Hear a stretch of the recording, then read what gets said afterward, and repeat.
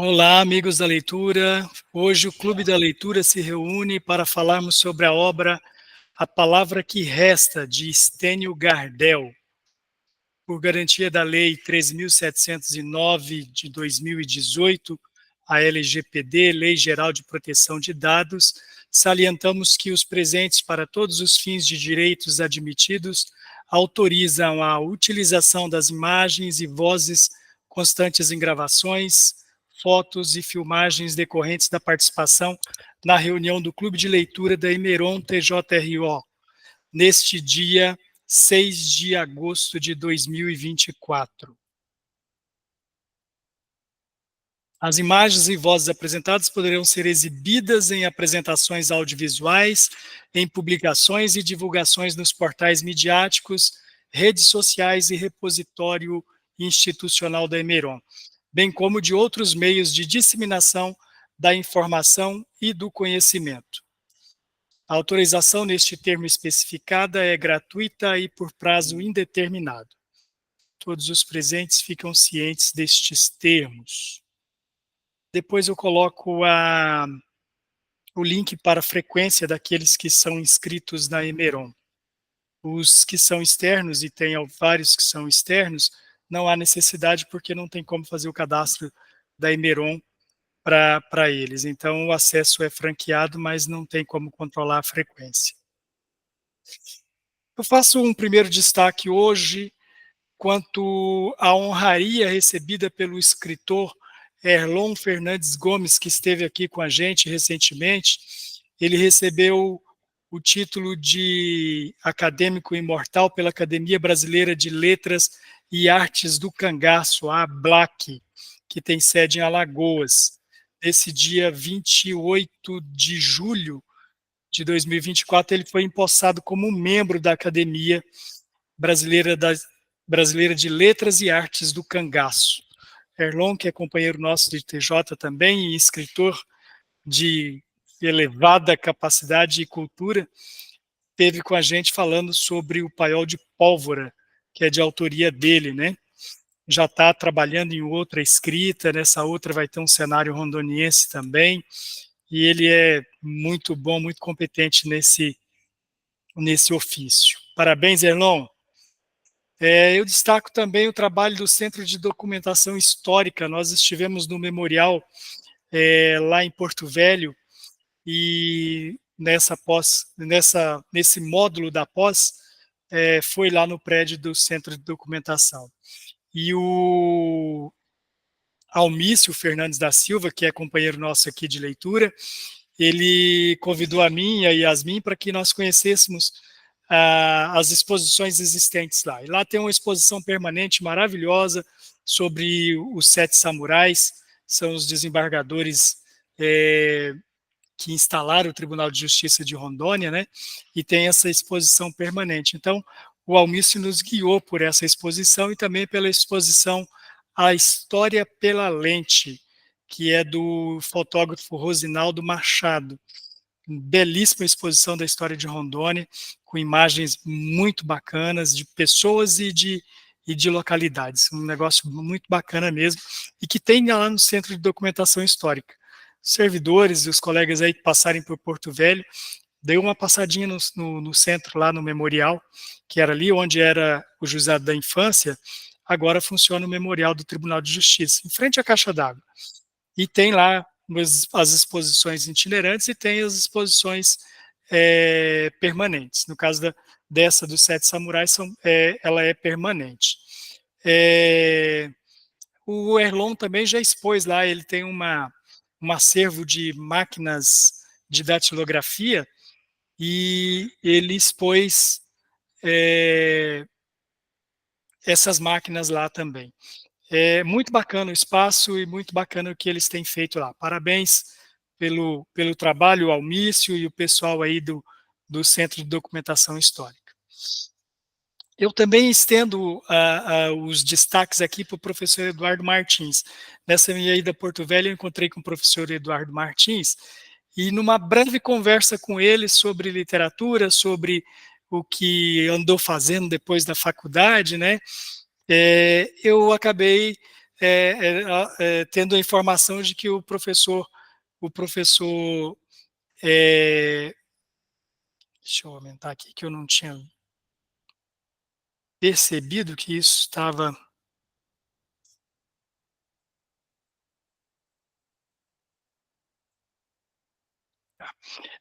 Que o professor Eduardo Martins foi casado com uma Cida Pedrosa.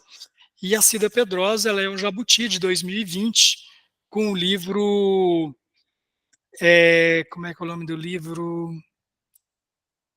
Solo para Vialejo.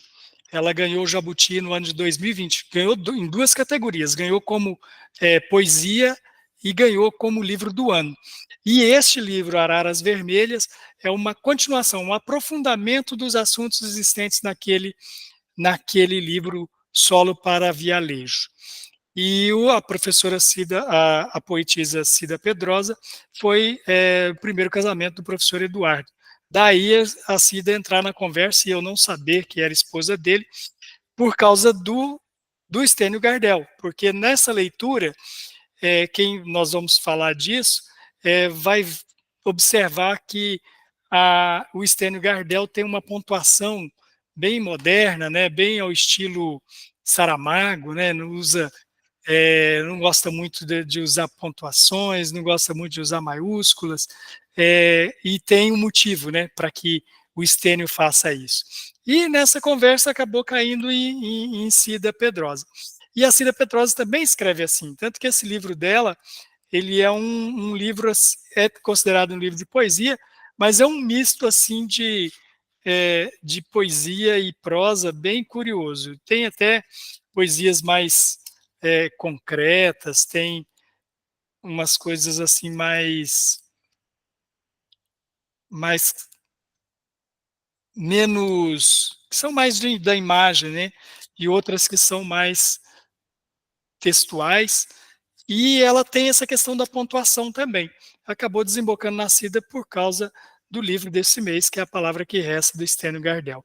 E fui descobrir que foi esposa de um cara a quem eu admiro muito e que tenho muito prazer quando encontro para uma conversa. E tive esse privilégio agora nessa última ida a Porto Velho, que foi na mesma ocasião em que estive lá no Centro de Documentação Histórica. Para iniciar a nossa conversa, eu sempre trago um texto poético e eu fiquei muito feliz com os versos que eu encontrei, que foi muito pertinente à história que nós vamos contar aqui hoje. Da Laura Pausini, uma versão feita pelo vagalume.com.br, dos versos da música Estranho Amore, que na tradução da Vagalume ficou Amor Estranho. Me desculpe, mas devo ir embora. Eu sabia que era uma mentira. Quanto tempo perdido atrás de você que promete e nunca muda. Estranho amor, estranhos amores que nos colocam em problemas, mas na realidade somos nós. E na espera de um telefonema, brigando para que esteja livre, com o coração no estômago e um nó na garganta, ali, sozinho e dentro um arrepio, mas por que ele não está? E são estranhos amores que nos fazem crescer e sorrir entre lágrimas. Quantas páginas para escrever, sonhos livres para dividir, e são estranhos amores a essa idade que se confundem dentro da alma e que se interroga se decidir, se é amor para nós. E quantas noites perdidas a chorar, relendo aquelas cartas que não consigo jogar fora, no labirinto da saudade, grandes amores que terminam, mas por que ficam no nosso coração? Estranhos amores que vão e vêm, nos pensamentos se escondem histórias verdadeiras que nos pertencem, mas que perdem como nós. Amores estranhos, frágeis, prisioneiros livres, amores estranhos que nos colocam em problemas, mas na realidade somos nós. Amores estranhos, frágeis, prisioneiros livres. São amores estranhos que não sabem viver e se perdem dentro de nós. Me desculpe, mas devo ir embora. Desta vez é uma promessa, porque eu quero um amor verdadeiro sem você. Essa é a tradução da letra da canção da Laura Pausini, Strani Amore, que o Renato Russo, no disco que ele canta em italiano, Equilíbrio Distante, interpreta também em italiano, e que ficou lindíssimo, quem puder ouvir, maravilhosa canção. Ela ficou muito popular no Brasil com a Laura Pausini mesmo, mas essa interpretação do Renato Russo é maravilhosa.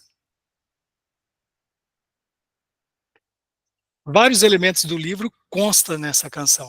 Fala do amor estranho aos olhos dos outros, da separação, da espera, dessa espera solitária, né? Das cartas, dessa solidão e da busca permanente por um amor verdadeiro. Estênio Gardel nasceu em Limoeiro do Norte, no interior do Ceará, em 1980. Ele trabalha no Tribunal Regional Eleitoral do Ceará e é especialista em escrita literária. Desde 2017 tem participado de diversas coletâneas de contos. A Palavra que Resta é seu primeiro romance e foi escrito durante o ateliê de narrativa ministrado pela escritora Socorro Racioli, em Fortaleza. Socorro Racioli também é uma autora iniciante, né? Apesar dela ter uma experiência acadêmica, mas ela escreveu um livro chamado A Cabeça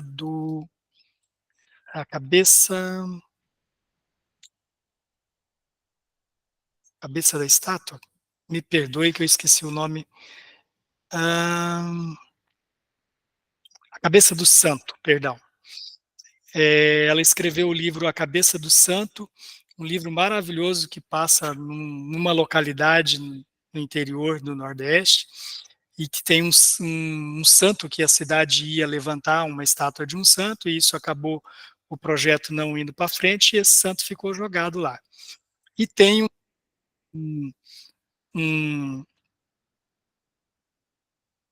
rapaz que vai retornar para a cidade dos seus pais, que é aquela cidade que tem o santo, e retornando para a cidade, ele vem caminhando, ele vem todo desleixado, que ele faz essa caminhada de forma bastante precária, e ele chega de noite e ele procura local para se proteger e não encontra, um dia chuvoso, uma noite chuvosa, e ele entra na cabeça do santo para dormir, e acorda ouvindo vozes, e essas vozes são as orações dos fiéis da cidade. E dessas orações ele consegue ouvir muitos segredos, ouvir muitos sonhos das pessoas da cidade. E ele, a partir daí, ele começa a saga dele na cidade e o retorno para os familiares dele, né? Que daí ele começa o fato é bem curioso sobre essa história, a Cabeça do Santo, é que realmente tem uma cidade na Grande Fortaleza em que tem a história da Cabeça do Santo. E ela desenvolve a história dela a partir dessa ideia de que de dentro da Cabeça do Santo ela ouvia as orações da cidade. Então ele acaba descobrindo os segredos da cidade e as aspirações também. E é uma história muito bacana, bem desenvolvida, eu gostei bastante da história. Tem lá seus problemas, mas não é o caso.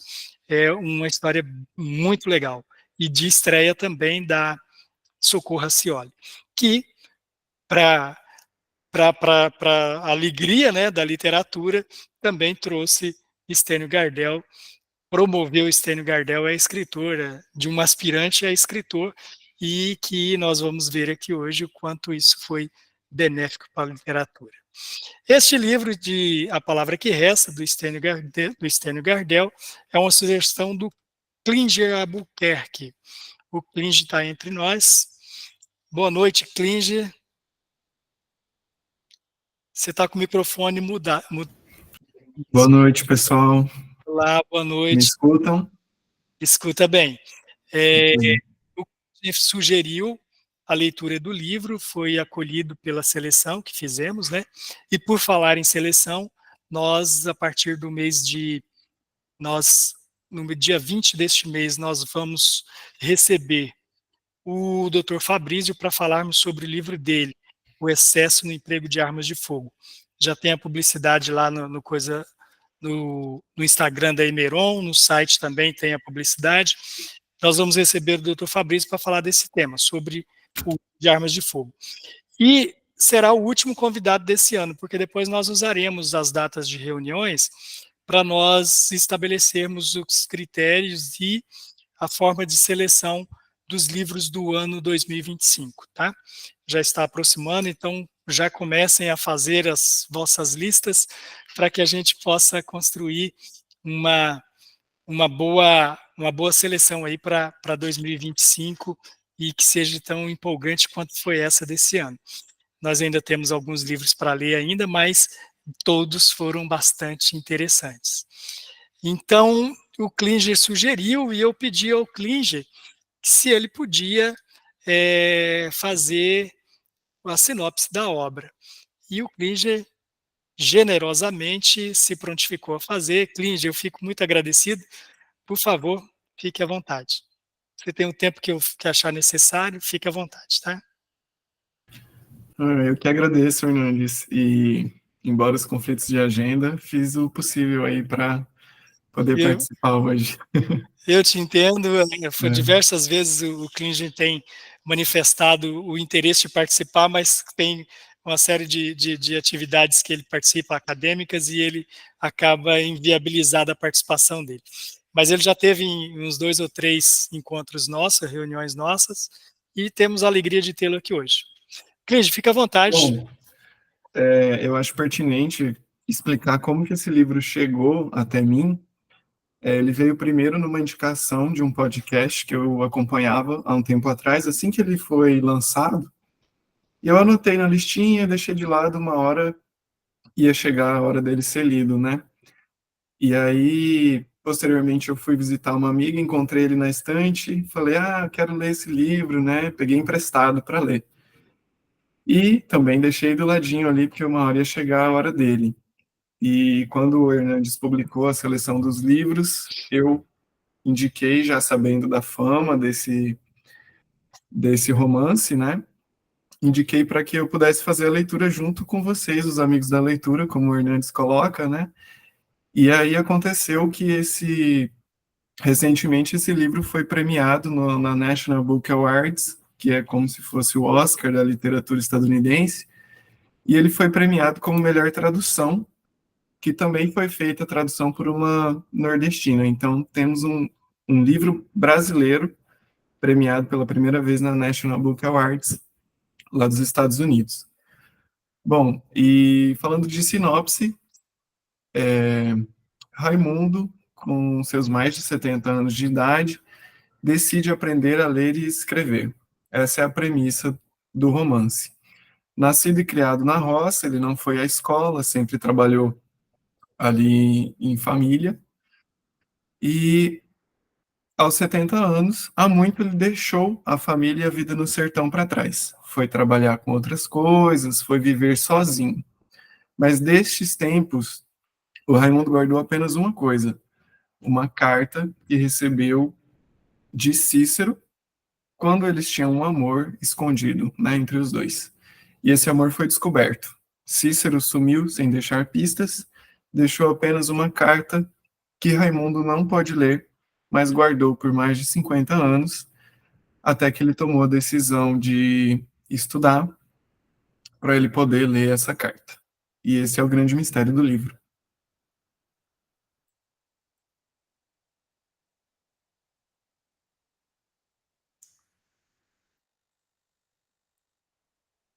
Ok, obrigado, Klinger. Por O, nada. o, tem uma descrição que... Não sei por que eu... Tem uma descrição na Amazon em que a Socorro Racioli fala sobre o livro e ela diz assim: a magnitude desse romance está, primeiro, na invenção de um enredo poderoso sobre a dor da exclusão, a exclusão da miséria, do analfabetismo, da solidão, do preconceito, e se completa com a força da linguagem que molda a história, palavra a palavra, na tradição dos grandes narradores brasileiros. Eu achei muito bacana ela falar assim do pupilo dela, né? Porque colocou em alto, né, grau ali de grandeza a literatura produzida pelo Stênio Gardel. E ela não estava errada, tanto que agora eles já... Gente, quem quiser se inscrever já pode se inscrever, levantar a mão aí, tá? Que daí vai franqueando a palavra. Ela não estava errada porque o grande prêmio internacional aí já está manifestando essa grandeza, reconhecendo essa grandeza do Stênio Gardel e da sua obra A Palavra que Resta. A Palavra que Resta foi escolhida para figurar no mês de agosto por ser o mês do dia dedicado aos estudantes. 11 de agosto, desde 1927, é consagrado aos estudantes em referência ao 11 de agosto de 1827, quando o imperador Dom Pedro I autorizou a criação das duas primeiras faculdades do Brasil, a Faculdade de Direito de Olinda, em Pernambuco, e a Faculdade de Direito do Largo de São Francisco, em São Paulo. Como o livro sobre análise possui em um de seus temas o analfabetismo, principalmente em razão das tantas agruras que sofreu por ser possuidor por ser despossuído desse saber, né? Ele foi selecionado como objeto da nossa apreciação para o mês de agosto, o mês dos estudantes. E um senhor aos 71 anos buscar por conhecer os sinais com os quais a gente se comunica pela escrita é bastante animador, né? Que tenha... E uma pessoa desprovida assim de qualquer riqueza patrimonial, né? Ele é bem ao longo da vida dele ele não conseguiu construir nenhuma riqueza material, vivia sob as carrocerias dos caminhões, dormindo em rede, porque ele trabalhava como chapa de caminhoneiro, né? Então ele pegava num caminhão, ia com o caminhoneiro para fazer as entregas, então ele dormia debaixo das carrocerias, com chuva, com calor, era nessas redes de baixo. Parece que ele tinha um cômodo em que ele utilizava como referência de endereço, mas não tinha, na verdade ele vivia assim, quase que em tempo integral. E era mais cômodo para ele viver assim, porque dessa maneira ele vivia essa vida dupla, né? Porque ele escondeu o fato dele, da sexualidade dele o tempo todo. Então, ele podia praticar que a sua natureza exigia, sem se comprometer entre conhecidos, né? Ele aqui, pode falar. Eu quero falar da minha percepção, assim, com a leitura, né? O sentimento que me causou, assim, né? Essa leitura desse livro. Eu achei muito bacana, assim. Eu, que sou um cara que combato muito o preconceito, assim, e me senti um pouco incomodado no começo da leitura. E aí nossa, como eu não me incomodei com a leitura anterior, né? Que tinha uma relação, né? Entre duas mulheres. E dessa vez, no começo da leitura, eu fiquei assim meio... quando eu comecei a ler o livro, aquelas primeiras encontros dos dois, né? E aí eu fiquei assim, deu uma parada e me deu uma estranheza. Nossa, cara, eu nunca tinha me sentido assim numa leitura, entendeu? Achei muito bacana essa sensação que me causou. E aí eu costumo não analisar assim os livros, mas eu costumo gostar das leituras por causa desses sonhos, desses elementos que fazem a gente querer ler mais e outras coisas, né? E aí eu fiquei assim fantástico depois passou esse tipo de preconceito que eu nunca tinha sentido numa leitura, cara, achei fantástico. Depois eu consegui ler normalmente e tal, mas me causou bastante estranheza no começo, assim, e nunca tinha parado para pensar nisso, né? E, assim, como o preconceito está entranhado na gente, e a gente às vezes pensa que não, né? Que não sou preconceituoso e tal. E aí, na hora que eu comecei a ler, eu me senti, não, será que essa leitura é para mim ou não? Depois eu voltei e consegui ler de novo.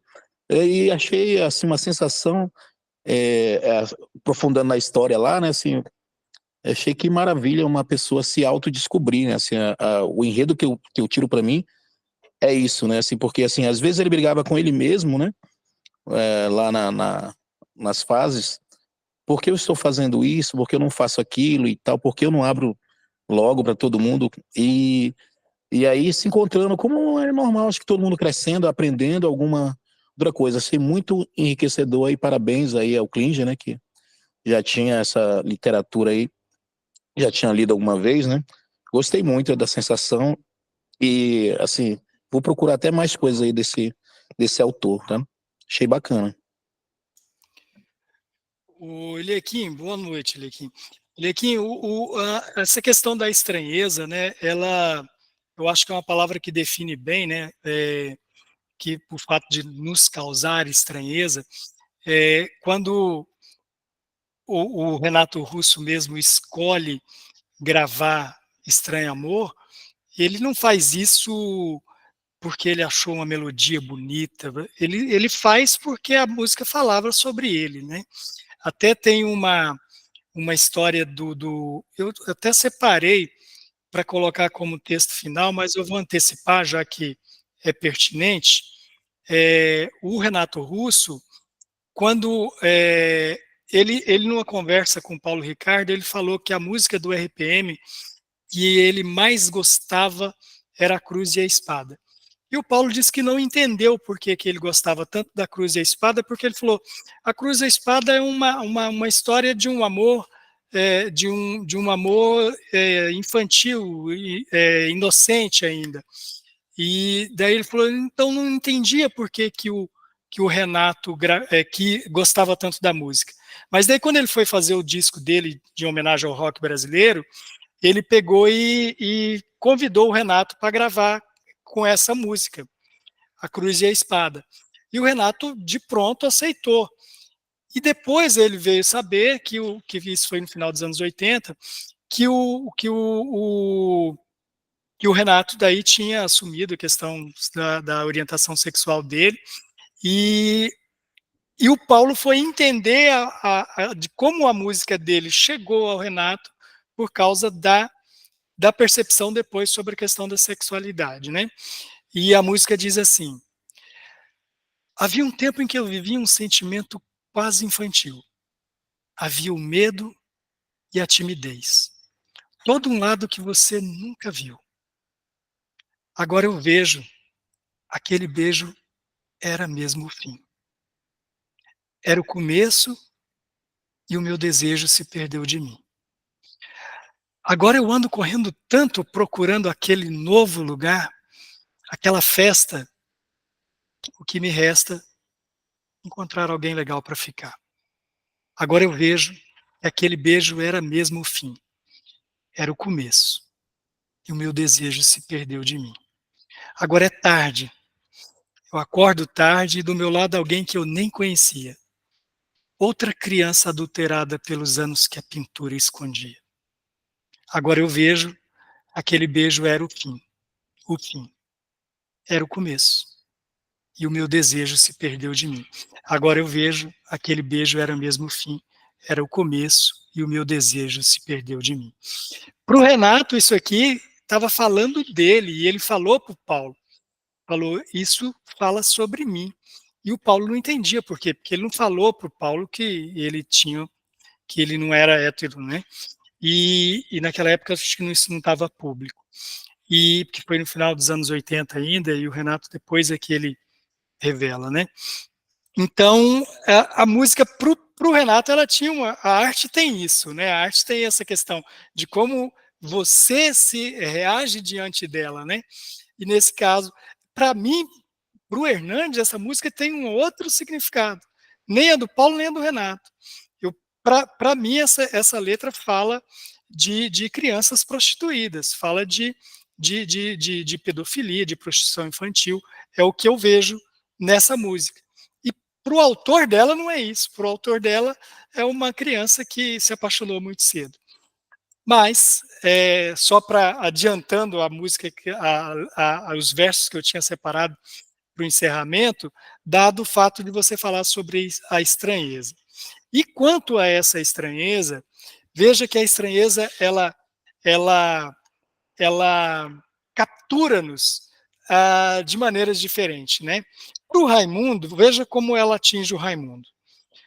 Primeiro, está na página 17, se alguém tiver essa versão, eu acho que é só uma versão que tem da Companhia das Letras, exceto as versões digitais que pode mudar, né? Na página 17, primeiro dia, caderno, lápis preto e uma borracha branca.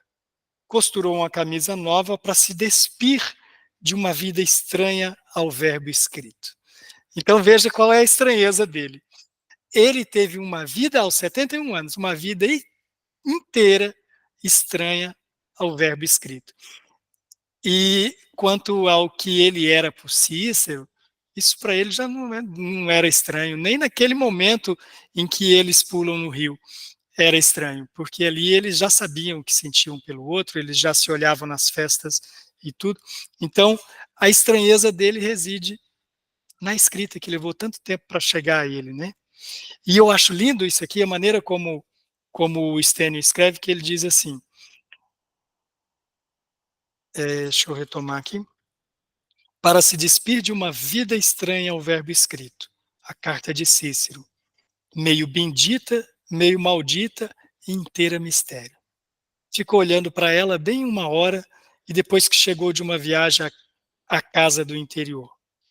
O pedaço de papel que era alumbramento e escuridão, o fundo de um poço. Tinha se acostumado a viver com essa pedra amarrada ao calcanhar, mas agora, de fôlego suficiente apenas para o próprio corpo, ou se afundava com ela, ou partia a corda. Porque ele já estava alfabetizado, o anterior aqui foi ele escrevendo o nome dele, né, e tudo. Então, dessa leitura aqui da página 17, desse estranhamento que ele tinha com o verbo escrito, né, eu falo da escrita do Stênio. O Stênio, ele tem uma escrita que é de uma beleza.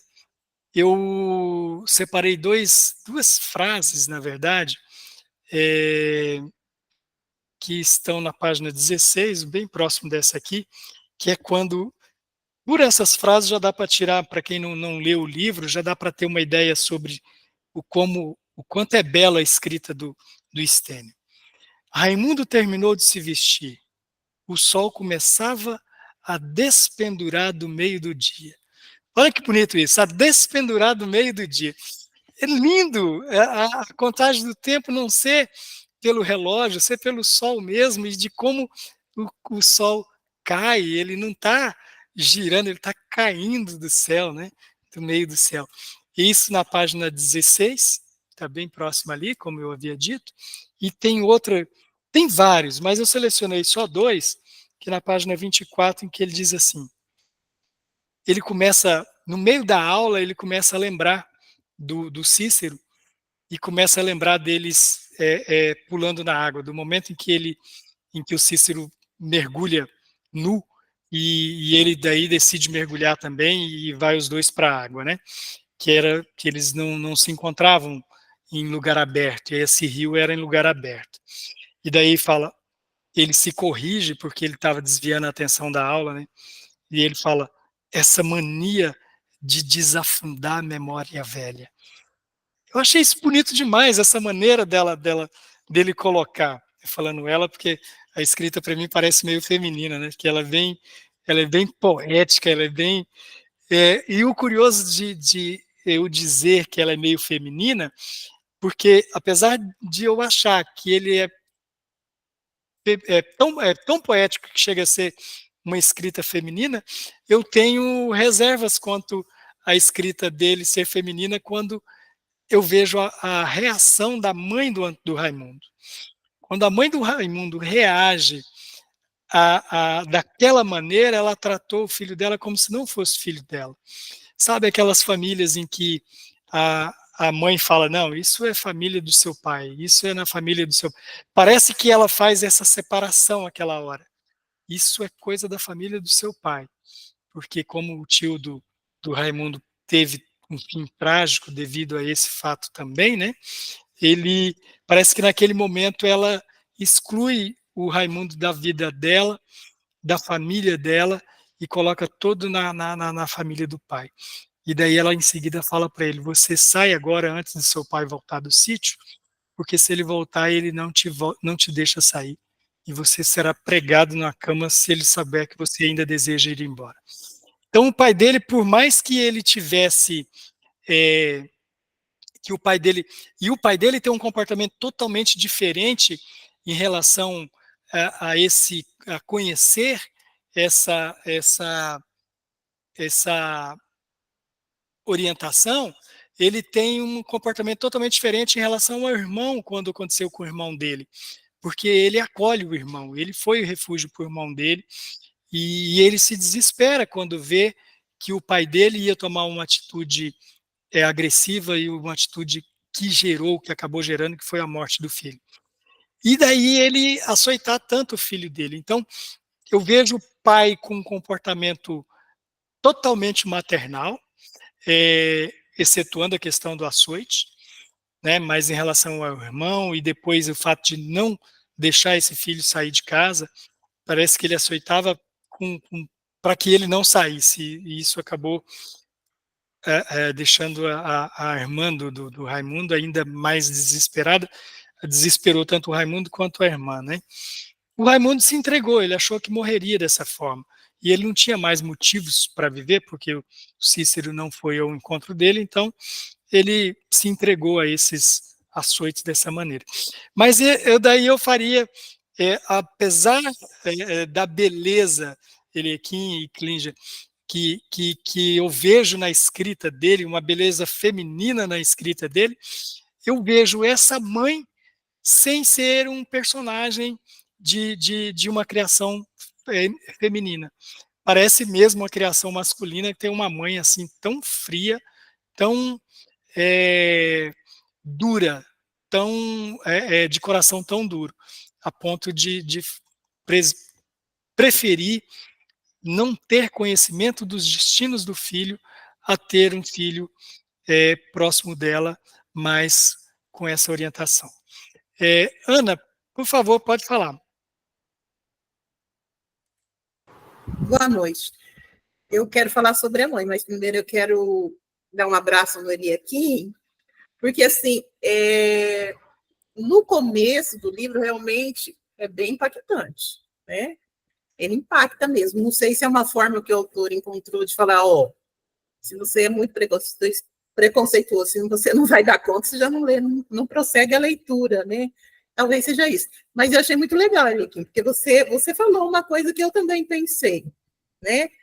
Quando eu comecei a ler as primeiras páginas, eu falei, nossa, o negócio aqui é uma coisa assim, bem, bem pesada mesmo, assim, porque nós somos, eu não sei quantos anos você tem, mas nós somos de outra geração, né? Assim, a gente tem uma compreensão esforçada, eu falo, a gente se esforça para compreender tudo que está acontecendo nesse mundo, a gente se esforça, lê, compreende, né? Então, assim, eu também tive um pequeno impacto, digamos, tá? Agora, quanto à mãe, Hernandes, foi, assim, uma figura que me impactou também, porque, assim, a gente tem esse mito do amor materno, né? E eu quero acreditar, como você disse, cada um tem uma interpretação, eu quero acreditar que talvez, né? Talvez ela tenha feito aquilo, tratou ele já estava largado mesmo, ela acabou de vez, porque ele talvez foi buscar na mãe, ele esperou da mãe alguma coisa que o acolhesse ali naquele momento, né, que ele decidiu ir embora. Mas talvez ela tenha feito isso também para ele ir, tomar o caminho dele, né, para ele ir embora, se virar, porque se não fosse aquela palavra da mãe, ele não teria ido embora, né? Então, como a literatura dá essa condição para a gente viajar um pouco, eu viajei assim, porque eu falei, realmente, essa mãe não é mãe, é madrasta. É isso. Obrigada.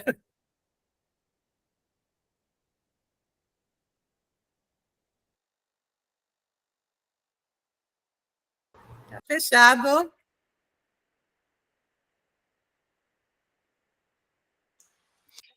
Olá, desculpe. Da outra vez, o Liequim falou, eu deixei de tirar a fixação da imagem dele ali na tela grande. Obrigado, Ana, pelo comentário. Essa questão o livro, ele é um livro sensível, ele é um livro que trata de uma questão que é realmente delicada, né? Porque eu não vejo, eu tenho um filho e eu não vejo questões morais que me levaria a distanciar do meu filho. Poderia, de alguma maneira, me levar a conversar com ele sobre as coisas, né? Como eu já disse aqui em outras vezes, eu escrevo cartas para o meu filho, né? Ele está fora de casa, que ele está estudando, e periodicamente eu falo com ele através de cartas. É uma coisa que eu gosto de fazer, eu gosto de falar escrevendo, e eu acho até que escrevendo eu me expresso melhor do que falando, e talvez eu escrevesse para ele, né? Lá, filho, eu queria falar com você. E eu falo de coisas bem perturbadoras com meu filho através das cartas. Então, coisas que risíveis e coisas não que eu diga que seja perturbador a questão da sexualidade de alguém, né? Eu não vejo como um problema a ser atacado de maneira alguma. Não vejo como um problema também. Obviamente que a conversa que eu teria com meu filho seria em outras áreas, né? Seria mais voltado sobre questões que eu acho bastante preocupante e que no livro aqui está muito presente. Quando o Raimundo encontra com a Suzane, ele espanca a Suzane a ponto de quebrar uma costela dela. Ele espanca e, nesse momento, ele revela uma questão educacional, né? Que nós aqui, acho que todos aqui têm uma iniciação em educação, e quando eu falo educação, educação acadêmica. E a educação é uma máxima, né, de Paulo Freire, de que a educação, quando ela não é libertadora, o explorado ele quer vencer para ser um explorador, né? Talvez não seja com essas mesmas palavras, mas nesse sentido. Quando a educação não é libertadora, o sonho do oprimido, essa é a palavra correta, o sonho do oprimido é ser um opressor. Ele luta e ele, ele luta para vencer esse isolamento acadêmico para poder ser um explorador de outros. E eu acho que o Raimundo manifesta isso no momento que ele encontra a Suzane. Ele chama ela de palavras assim bastante agressiva, ele a trata ele chega, tem uma palavra que ele utiliza que ele fala, eu esqueci qual é a palavra agora, ele diz, deixa eu ver como é que é a palavra, eu escrevi ela em algum lugar.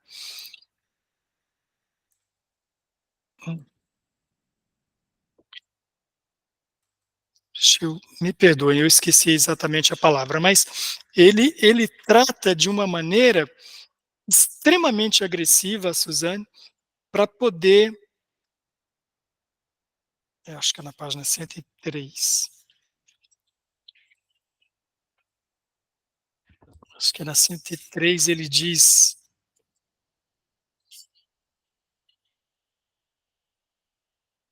ele chama,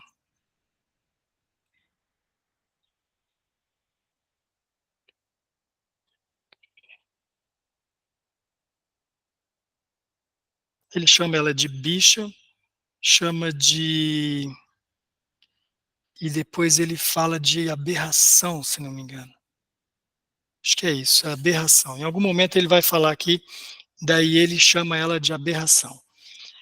Então, ele estava diante de um igual, né? Porque ela só é uma letra a mais na sigla LGBTQIA+. Ela só é uma das letras. Ele também está posicionado junto daquelas letras, iguais ali em condição de letras ali. E ele bate nela com uma perversidade, com uma vontade de ferir ela quando ela dizia, porque a hora que ele batia, ela repetia para ele que ele era homossexual, né? Com algumas palavras que machucavam ele. Então ele tinha o preconceito nele ainda. A Suzane, na verdade, cura ele. Na hora que ele acompanha a Suzane para o hospital e ele fica lá acompanhando a cura da Suzane, quem está se libertando, quem está se curando é o próprio Raimundo, porque ele sai dali outra pessoa, ele sai uma pessoa que pode andar ao lado da Suzane na rua, coisa que ele não faria antes, ele sai uma pessoa que vai morar com a Suzane, né, dividir o AP dele com ele põe a Suzane para dentro de casa. Então, e eles não eram um casal, ele põe para poder auxiliar uma pessoa, por humanismo mesmo, né?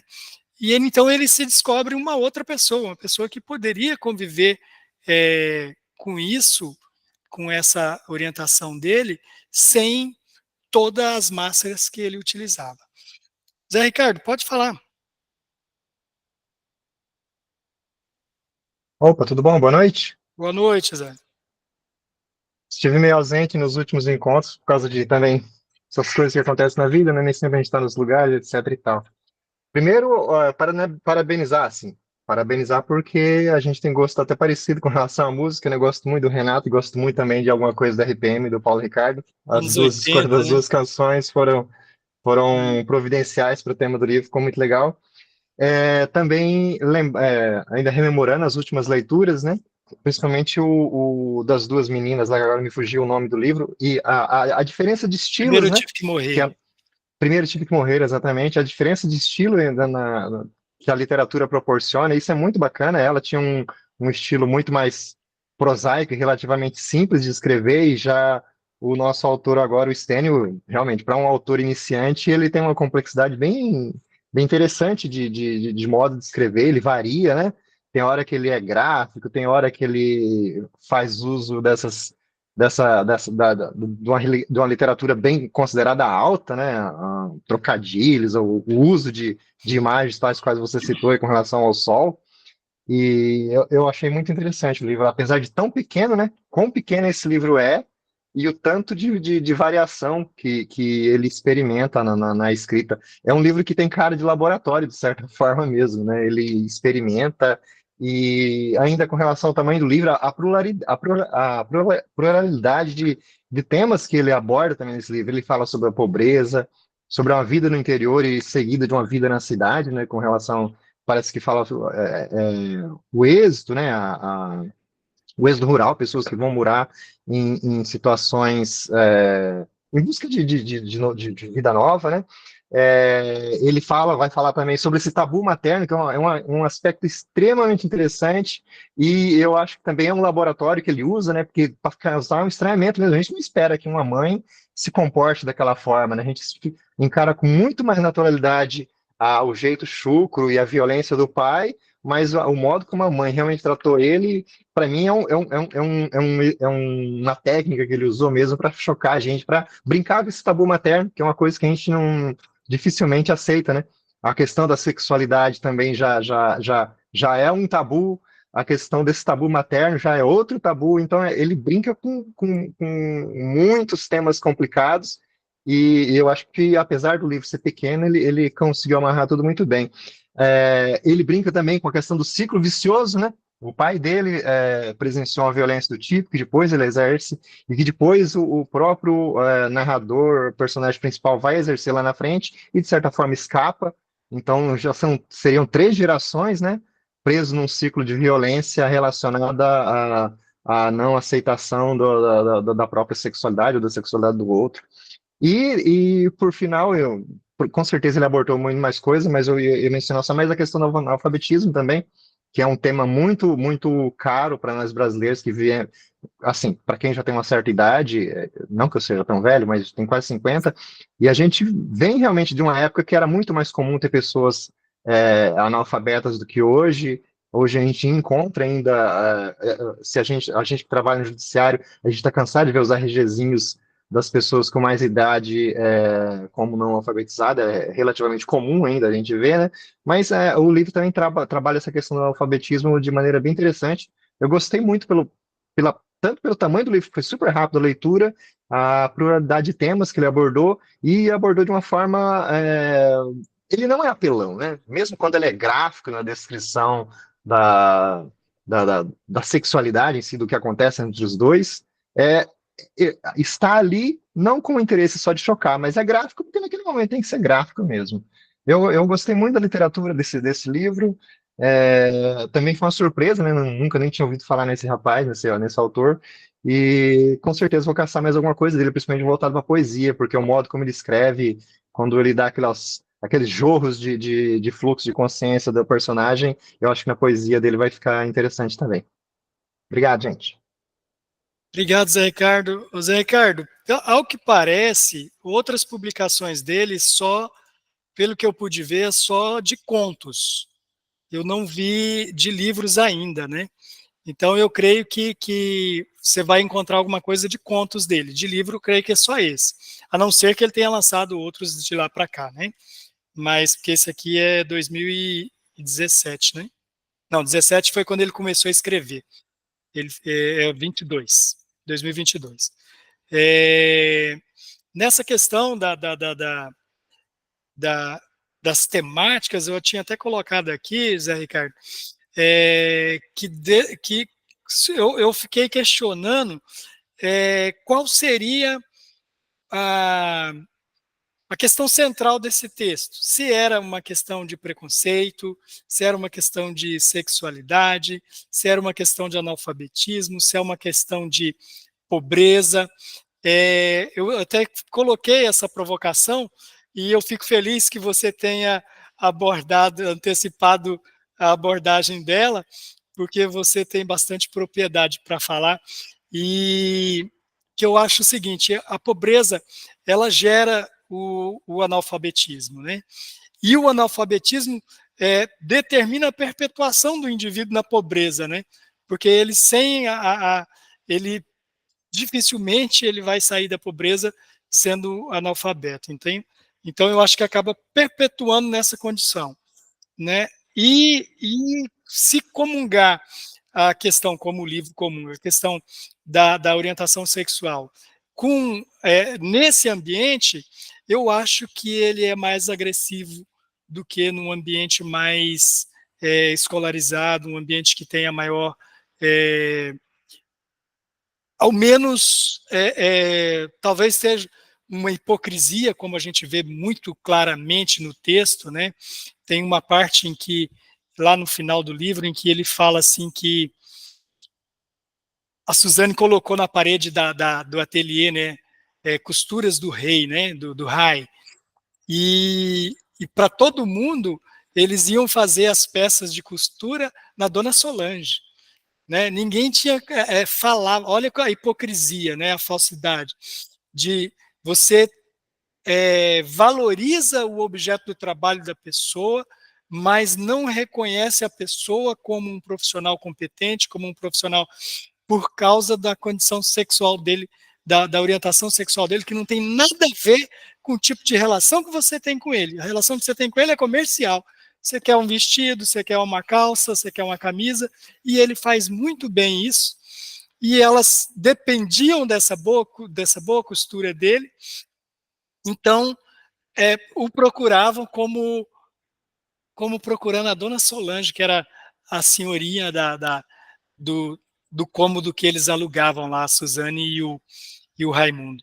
Então, talvez no meio mais escolarizado, essa hipocrisia ganhe uma dimensão ainda maior, que permita que as pessoas não sejam tão agressivas com as pessoas que, né, têm uma orientação sexual diferente da cisnormativa, né?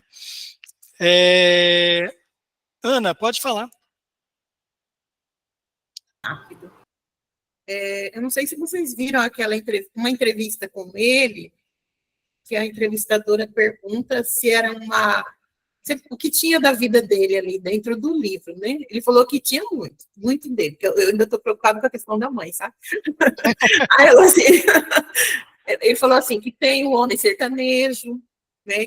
Que ele foi criado no sertão, a homossexualidade, que ele é um homossexual, e mais assim, citou algumas outras coisas, mas ele dedicou o livro à mãe dele, porque a mãe dele os criou praticamente sozinho, e desde pequeno ele queria escrever, e ele pediu para a mãe uma máquina de escrever, e ela não tinha condições de comprar, mas ela deu um jeito e comprou. Então, aí eu falei assim, bom, então ele não está falando da mãe dele, lá no livro, né? Era só isso, eu fiquei bem encucada com a questão materna mesmo, viu, gente? Desculpa aí. Foi dois, Ana, porque eu também fiquei, viu? Eu falei, gente, como que... Concordo com você que talvez o propósito dela fosse afastar ele da violência do pai, né? Mas, não, eu acabei enxergando muito mais ela como aquela pessoa que você é da família do fulano, do Adalberto, né? Você é da família do Adalberto, não tem nada a ver comigo, não. Tá entendendo? Porque ela foi muito, muito fria e muito cruel quando ela diz assim: você pôs as suas mãos sujas no Pedro e por isso que ele morreu. Aquela hora é extremamente dolorosa, é horrível aquilo. E a gente sabe que muita gente tem esse tipo de atitude, essa visão, enxerga o mundo dessa maneira, né? Clígia, pode falar. Rapidamente, eu não sei como que a gente está de horário, mas Não, assim, tá tranquilo, pode falar à vontade. os colegas fizeram ótimos comentários, o Ricardo arrematou tudo ali muito bem, mas eu queria puxar um pouquinho para a linguagem, né? Me chamou muita atenção a construção desse romance com uma escrita muito coloquial, né? Tem uma oralidade muito grande, um pouquinho ali do cearense que a gente conhece, né? E me trouxe a sensação de estar acompanhando as emoções do protagonista. Por exemplo, essa questão que o Hernandes colocou assim, ele escreve meio Saramago, né, sem ponto e tal. É uma escrita muito sem respiro, que leva a gente, transporta a gente à situação que o protagonista estava vivendo, né? Eu não sei se vocês puderam notar que quando as coisas estavam mais quentes no livro, mais emocionantes, a escrita ficava mais corrida, né, e mais sem pontuação, sem respiro. Eu até anotei aqui para falar, lá na página 139, tem um dos capítulos finais lá que se chama Lamparina. É onde o Raimundo imagina todo um percurso, ele imagina e ele rememora todo um percurso para a carta nesses 50 anos. Não sei se vocês lembram dessa parte. É um Sim. trecho, assim, sem fôlego da leitura, né, muito direto, mas é tão interessante que a gente nem percebe essas questões de linguagem que possa, né, dificultar a leitura para um, para outro, para o leitor mais comum, e tira também o fôlego da gente que está lendo. Então, isso me chamou bastante atenção. Pode ser considerado difícil ou não, na forma que ele construiu, mas ali do passar desse início, que é mais polêmico ali, que a gente fica mais chocado com o contexto, passar desse início da leitura, o texto fica mais fácil de ler, porque a gente pega o jeito que ele construiu, né? Acredito que isso é um grande diferencial para esse livro também. De fato, Clíger, eu comecei a ler e parecia estar ouvindo, sabe? Esse ritmo dá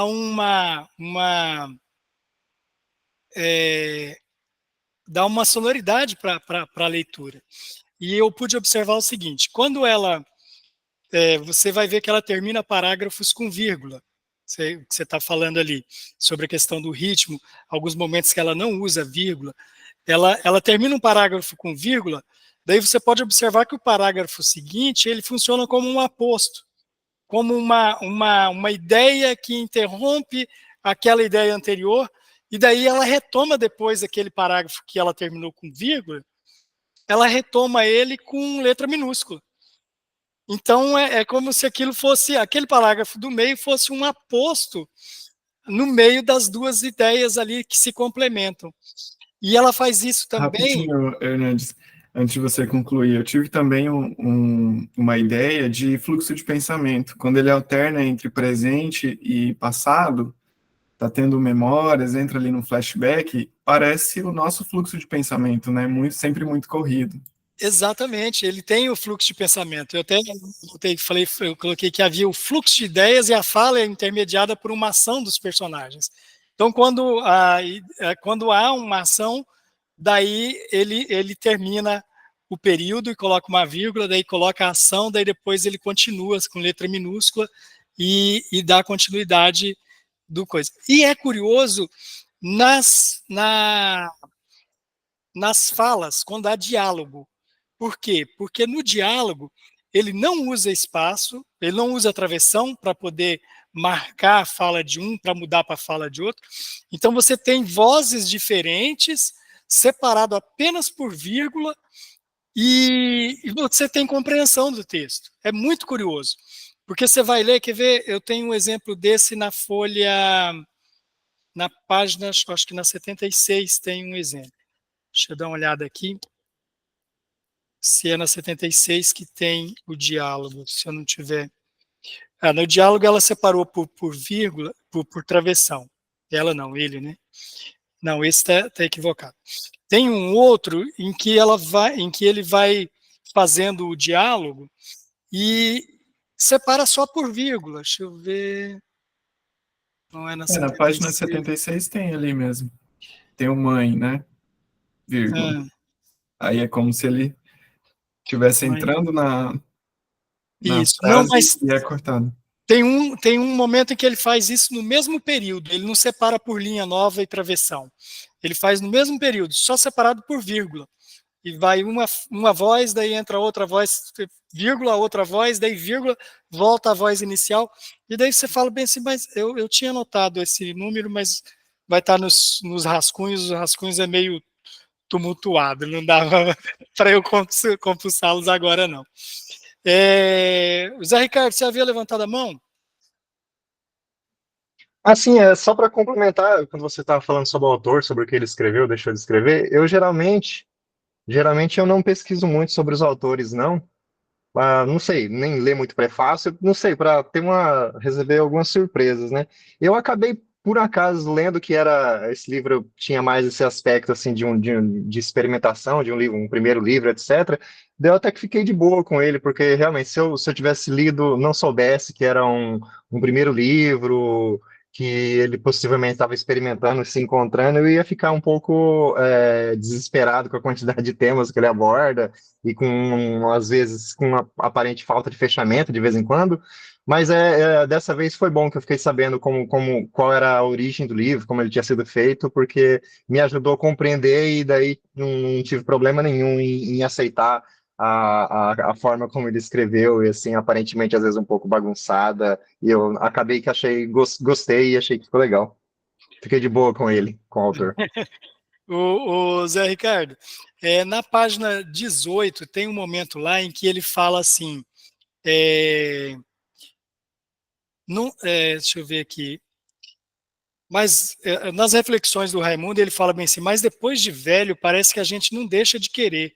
O bom da vida é teimar. Então, quando ele fala que o bom da vida é teimar, você vê que ela, daí voltando ao que o Cligent tinha falado sobre a questão de pontuação, ela marca essa teima com pontuação também. E ela volta a repetir dela, ela faz toda uma inovação na pontuação ali, e quando chega mais embaixo dela, pega e fala bem assim, mais teimosa que tu, hein? E daí põe uma vírgula. E se acomodou numa carteira, o alívio do peso nos ossos num ai, mais teimosa que tu.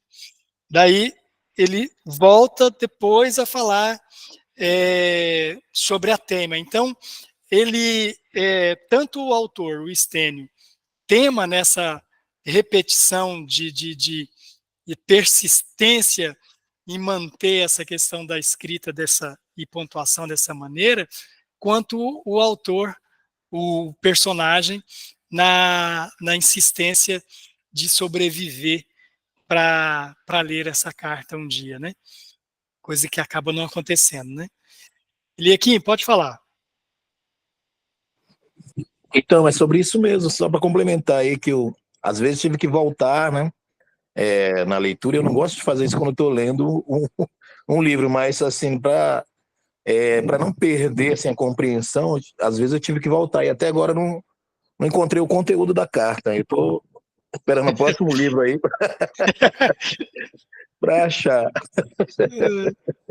Mas, no meu entendimento, o Eliakim, quando ele diz lá que a Suzane colocava a carta em cima da máquina e começava a inventar histórias sobre a carta, eu creio que a carta não foi aberta, porque o envelope ali, quando ela coloca em cima da máquina, ele estava ainda dobrado, ela desdobrava e colocava sobre a máquina um envelope amarelado e tal. Então, é lá no final, acho que é no penúltimo capítulo que ele fala disso, que a Suzane, eu não lembro se é no final. Eu não localizei aqui, não vou procurar agora para não tomar tempo. Daí ele colocava a carta em cima da máquina, que chegava aos clientes e ela começava a contar, inventar histórias sobre a carta, ela se preparava para contar histórias cada vez mais mirabolantes sobre a carta.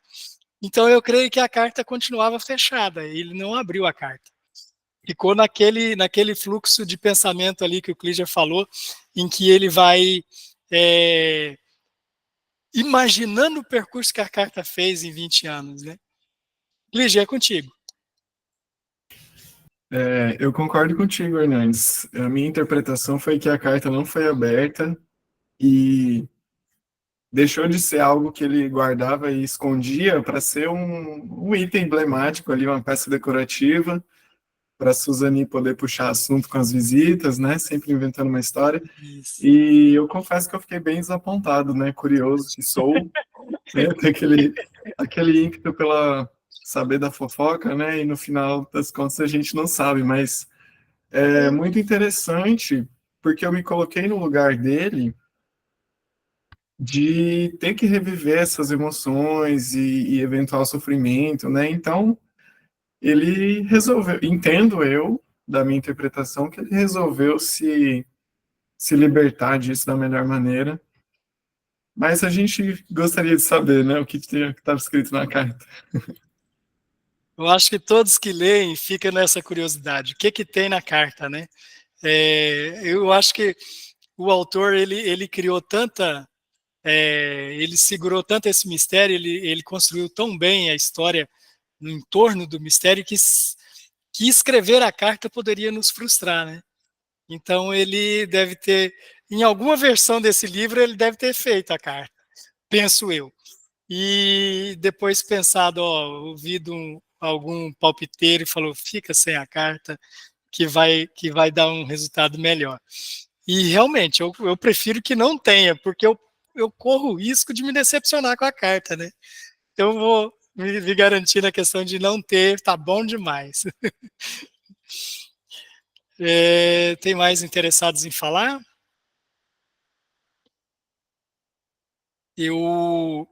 as pontuações que eu tinha sobre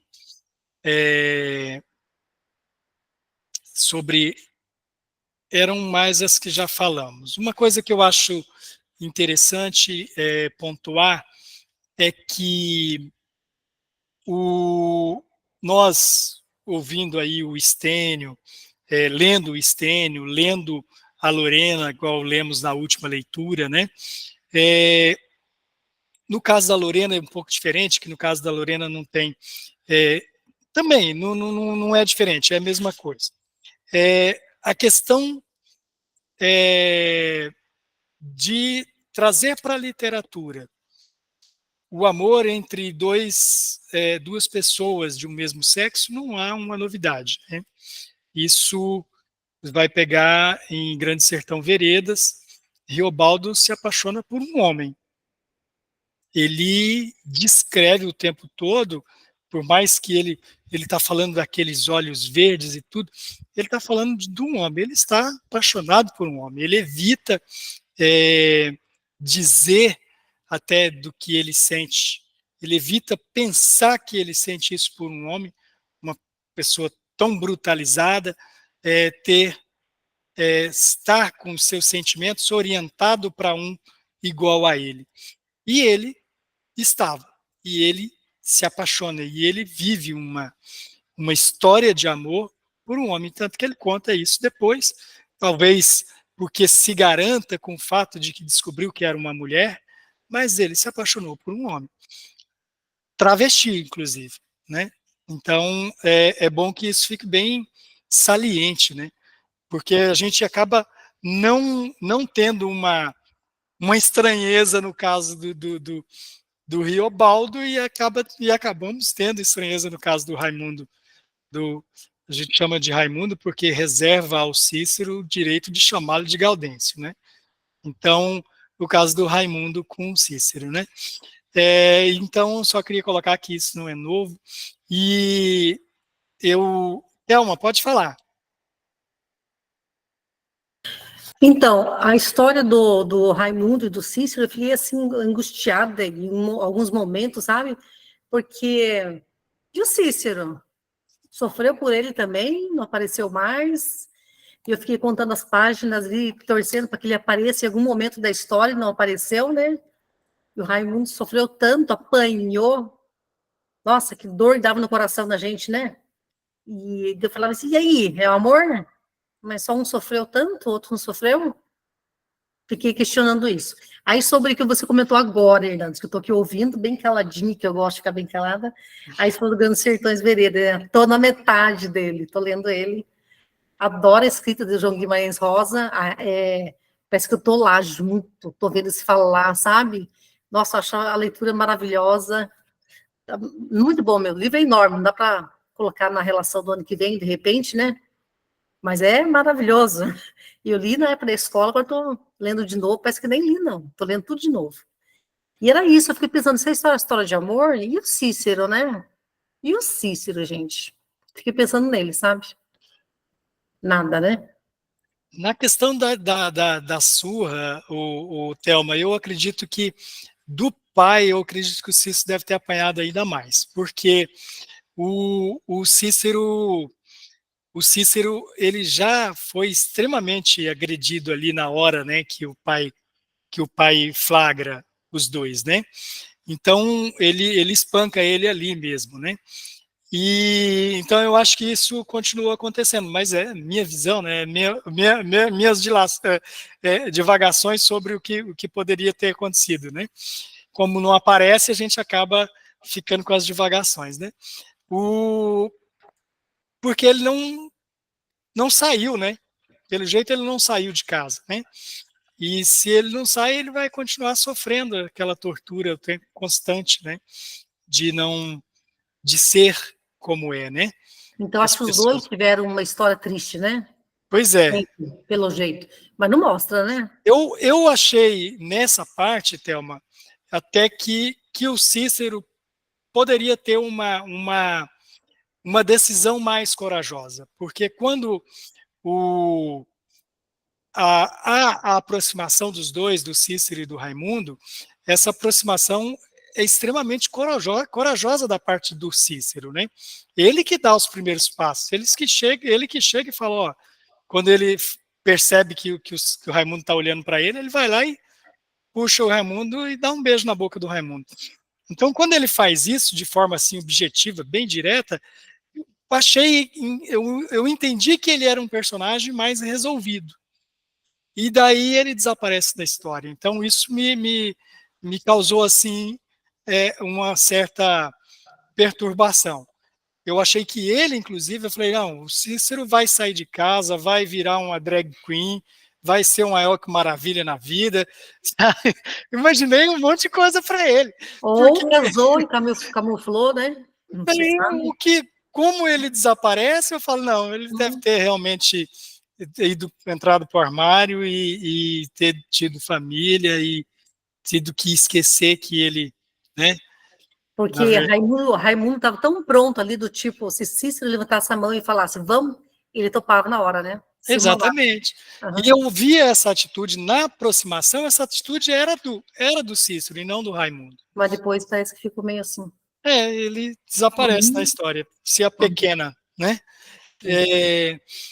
Eu não fiz muitas pesquisas, porque eu fico preocupado em acabar trazendo colas para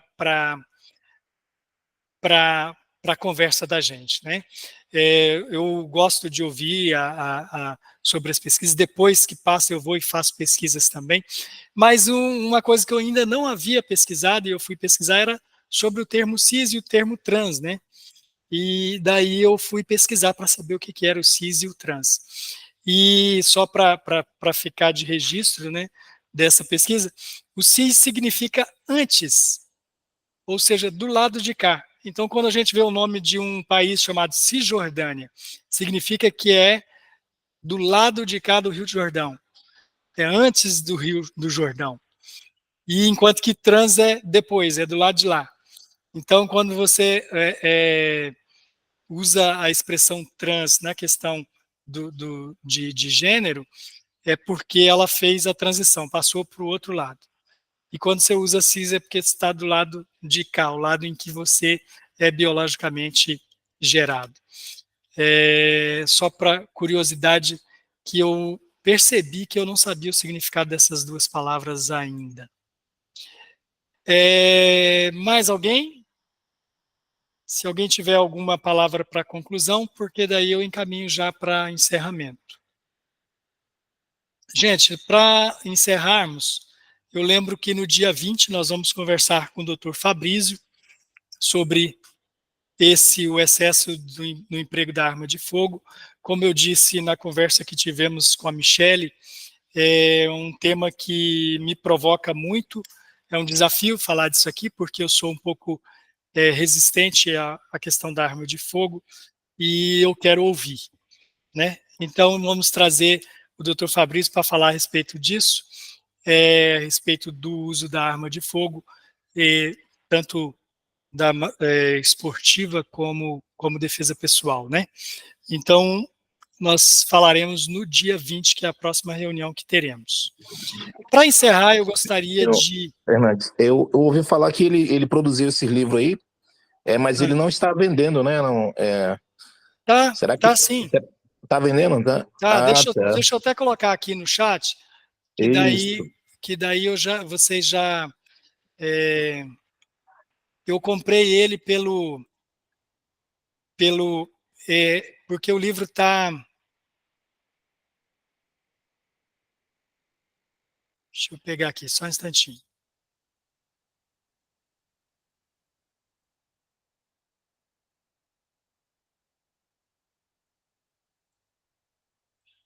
O livro está sendo vendido pelo Clube de Autores, de Escritores, Clube de Escritores. Coloquei ali agora. Valeu. Você clica ali, daí já vai lá para a página do Clube de Escritores. Eu recomendo que você faça o cadastro antes de comprar, para que você possa acompanhar o seu pedido pelo cadastro. Porque eu comprei antes de fazer o cadastro, daí lá no meu cadastro ficou zerado e eu não pude acompanhar. Eu tive que pedir um e-mail para eles enviar o rastreador para mim. enquanto que se você fizer o cadastro antes, daí ele te dá no seu usuário lá do clube de escritor, acho que é clube de autor, né? Clube de autores. Do clube de autores, ele te dá o cadastro ele te dá o rastreamento, em que pé que está o seu pedido, se já foi confeccionado, porque esse modo como ele fez esse livro, você teve presente nas duas últimas reuniões, e nós falamos desse assunto, sobre edição, né? Esse aqui ele fez diferente da Michelle, a Michelle fez de 2 modos, o Abel nos deu alguns exemplos, esse aqui é um dos exemplos que o Abel falou sobre você pode pedir um livro e eles confeccionam um livro só e envia para você. Depois que você paga, eles vão e faz a confecção. Porque é daquele modo que ele falou que aqui em Rondônia não é possível fazer, porque aqui imprime-se ainda no modo offset, enquanto que lá eles já usam um modo mais tecnológico e eles conseguem fazer um volume só, sem precisar fazer uma grande leva de exemplares. Na página 25, tem como quem está aqui desde o começo, perceberá que eu fiz algumas referências a Milton Nascimento. E eu percebo que o Stênio também gosta de Milton Nascimento, e ele diz na página 25, o mundo lá a rodar em torno deles. Raimundo girou o corpo e se encaixou no peito de Cícero, que o amarrou com os braços de pouca carne. O queixo largo, a barba mal formada, se anuou no ombro de Raimundo. Olhares pareados buscavam a nascente. E eles arquearam, e daí continua, que daí eles arquearam, dobraram-se as pernas em direção ao dorso e mergulharam nas águas antigas do mundo, no líquido embrionário do homem.